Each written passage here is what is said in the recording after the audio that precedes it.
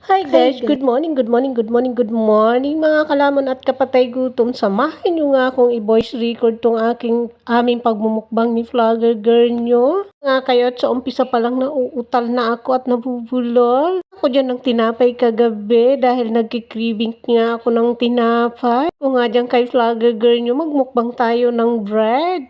Bread nga yung hinapunan namin dyan dalawa. O diba, lakas niya nga dyan kumain ng tinapay.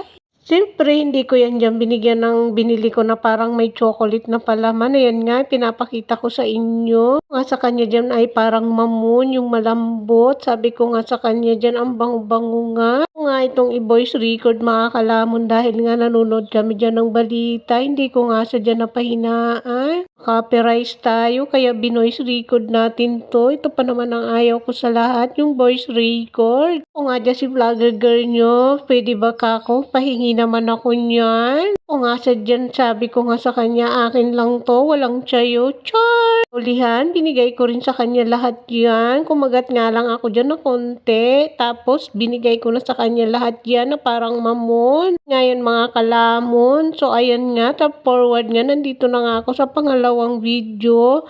Ayan nga ay, kumakain pa rin ako ng tinapay na palaman ay parang chocolate. So, ito na nga, sa forward nga, nagmumukbang din si Vlogger Girl nyo. Ito pa nga sa dyan ng mga time na yan, kulang pa nga yung kinain niyang tinapay, o diba? Para nga sa dyan kumakain ng chichirya. Ang ko nga sa dyan dahil gusto niya yung sinusubuan siya.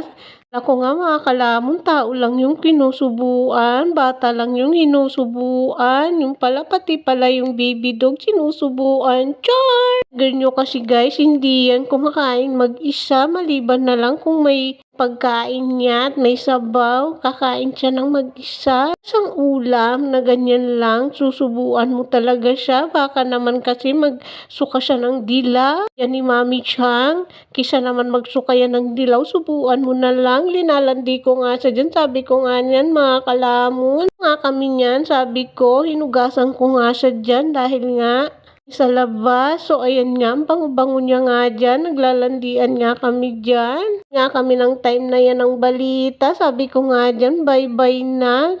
Hanggang dito na nga lang mga kalamon ng aking video. Salamat! Bye-bye mga kalamon! Thank you!